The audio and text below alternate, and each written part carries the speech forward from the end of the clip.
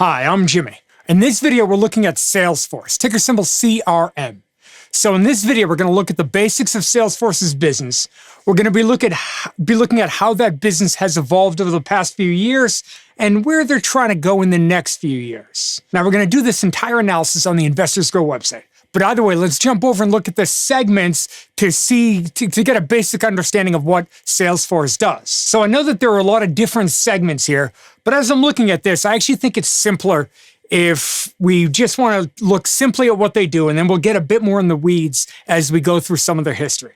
So put simply, Salesforce makes cloud software that helps companies manage their relationships with their customers. That's what CRM stands for. It's customer relationship management. So the idea here is that they sell subscription services, and those services try to help a company manage their business. They help manage the sales pipeline. They help the marketing team develop marketing products. They have a messaging app. They try to use AI to help automate different components within the system. We'll come back to that in a second. Basically, they try to help their customers manage their customers' relationships. Now, with this in mind, let's look quickly at some of the charts so we can get a better understanding of the story as to how we got here today. So first, let's take a quick look at revenue. And we can see that on this chart of revenue, well, it looks fairly good. It has climbed steadily over the past couple of years. But here we actually get a better view, and it puts more of a spotlight on one of the aspects of CRM's business that a lot of investors have pushed back on. So this is a chart of revenue growth. And we can see that for a while, revenue growth was doing fairly well. But in the past few years, it hasn't looked nearly as good. So let's pause right here for a second so we can get a better understanding of how this happened. So let's roll back to the high growth time period. Here, CRM was doing everything they could to grow. It's kind of grow at all costs. For example, in 2018, they acquired MuleSoft. They spent $6.5 billion. 2019, they bought Tableau, spent almost $16 billion. 2020, I think they spent about $28 billion for Slack. The idea was that they were going to keep adding components to their products and do everything they could to fuel growth. And those different acquisitions and growth initiatives that they put in place helped them grow fairly fast. I mean, if you look at this, they were growing revenue at quite a quick pace for a while. But then we can see that in 2023, well, growth sort of ran into a wall, and that's where the story gets interesting. So at that point in time, well, Salesforce was the number one CRM provider in the world. They held about 24% of the total addressable market, according to revenue. But then more and more competitors started entering the market, and the tailwinds that COVID had provided, well, those are starting to fall off, and revenue growth really began to struggle. Now, at that time, Microsoft had their product called Dynamics 365 CRM, and that was picking up steam, and they were able to package their CRM services with a lot of other Microsoft services like Teams or things like that. And customers began to sign up for Microsoft. In fact, today, Microsoft is their biggest competitor, although they're not the only ones. Oracle has some enterprise software. Adobe has some, especially around marketing. Then there's some smaller companies that go after smaller businesses, smaller to mid-sized businesses, company like HubSpot or Zoho. They target a smaller customer than Salesforce typically goes after, but still they're competitors, so we're going to want to keep an eye on them. Okay, now we know that they've ran into growth issues around 2022. By the way, their fiscal year ends at the end of January. I'm going to come back to this a couple times because when you see fiscal year 2023, that actually ends in January of 2023. So it's mostly 2022 we're looking at. But we'll keep that in the back of our mind as we jump over and look at Salesforce's net profit margins. And we can see when we get to profit margins here, well, this story is kind of the opposite of what we saw with revenue growth. For a while, the numbers were quite low. They spent everything they made pretty much trying to grow. And over the past couple of years, well, those numbers have ramped up and looked much better. So here's what happened. Once Salesforce began to realize that they were running into growth problems, and thanks to some activist investors, well, the company began to realize that they needed to get more profitable and try to be more shareholder friendly. And ultimately, they had to prove that the big investments that they made, all the acquisitions that they were making, were worth it And they had to prove that they could keep up with competition. So in 2023, actually, it's fiscal year 2024, but that's actually the year 2023.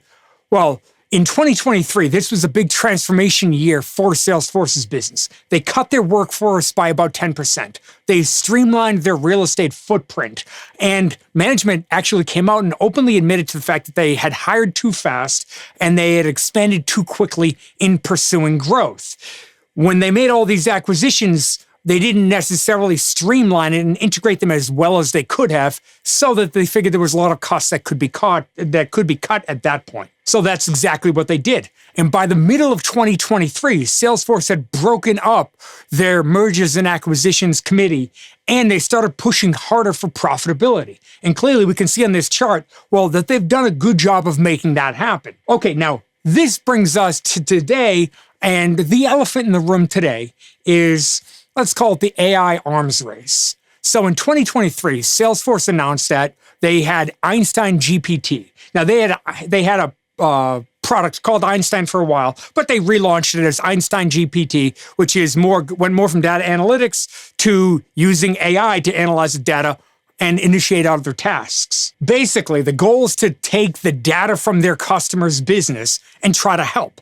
They auto-generate sales emails. They auto-generate service chat responses. They can auto-generate market content, things like that. Anything to try to help streamline the business, each of their customers' businesses. If they can help their customers' back end and help, let's say, their customers, become more efficient, well, in theory, Salesforce becomes more efficient and they get a stickier customer. Well, then Salesforce went ahead and introduced what they called Agentforce. And Agentforce is Salesforce's terms for their AI agent platform. And basically, it lets their customers custom create AI-powered assistants and workflow within their Salesforce platform.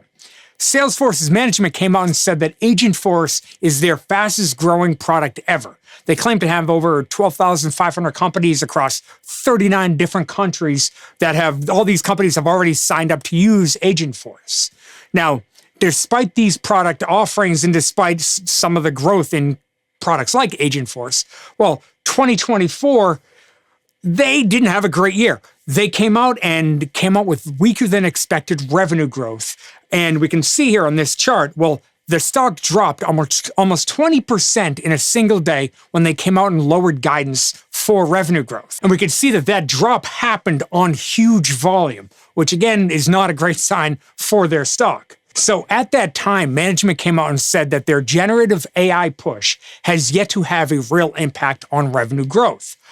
Now, this is true for most companies, but this happened at the same time that companies like Microsoft and ServiceNow are promoting their own AI products that directly compete with Salesforce. Now, the good news is that Salesforce's Customer 360 suite appears to be the best-in-class CRM package. And their management has said that most of their large clients are adding AI capabilities to their packages, which is likely a good sign for Salesforce in general. Now, as far as competitors go, Microsoft is still their biggest competitor, since Microsoft can bundle like a ton of their individual products with their CRM platform. But for now, Salesforce is still the leader. It's estimated, the most recent number I could find was from last year, and they had about 20.7% of the market share. Again, this is according to revenue. Now, this is down about 1% from the year before, but it's still bigger than all of their other competitors. So they're about, if you take the next three competitors, Salesforce is bigger than all three of them combined. Now, I'm talking specifically for their CRM product. Obviously, Microsoft has more revenue than Salesforce. But if you take their CRM revenue and the other CRM competitors, well, total, Salesforce is still the biggest game in town. So now the real question becomes, where is this industry going? Clearly, AI is going to play a major role in the future of customer management. And the fact that Salesforce is embracing that is a good sign. And I recognize that products like Agentforce are growing quickly and customers are signing up to use it. But I personally think that it seems to me that right now AI is being positioned as sort of an add-on that you can give to your customers on top of what you're offering. Now, I think the day will come eventually where AI is kind of baked into the core product. I think that's where customers will expect I think they're going to expect the AI tools to be part of the baseline package. And if that's the case, it could put some pressure on a company like CRM's profit margins. I think we have to assume that every CRM company out there is going to be offering some version of AI before very long, which, if nothing else, increases competition from a lot of fronts. Now, Salesforce has for a long time been the premier product in the industry, and I think it's likely to stay that way for at least the next few years. So, with all of this in mind, let's jump in and try to look at the fair value for CRM stock. So first, we get over to the Investors Growth Summary page here. Well, we can see that a lot of indicators are pointing to this stock could be undervalued. But let's dive in and look at discounted free cash flow so we can have a bit closer look at the numbers. So here we can see the dark blue bars here. Well, those are historical free cash flow numbers. And we can see that they've consistently generated positive free cash flow for a while. And analysts expect that to, broadly speaking, to continue fairly good. And at first glance, well, this stock looks obscenely undervalued, which is likely a good sign. But you may notice this little red flag here. So this little red flag for SBC is letting us know that the company has a decent amount of stock-based compensation, and we may want to consider accounting for that. So stock-based compensation is when a company gives employees equity ownership on top of their salary. Now, the idea here is that these shares can dilute shareholders, so it's a real cost to us investors. But a lot of times it gets ignored with free cash flow. Since it's not a cash expense, technically stock-based compensation would be removed from free cash flow. Free cash flow is after stock-based compensation gets added back to it. But if we go ahead and check this box right here, well, what the Investors Grow platform does is it projects out stock-based compensation based on recent stock-based compensation and the trend of SBC over the past few years, and essentially it projects it out and then it removes it from our discounted free cash flow calculation.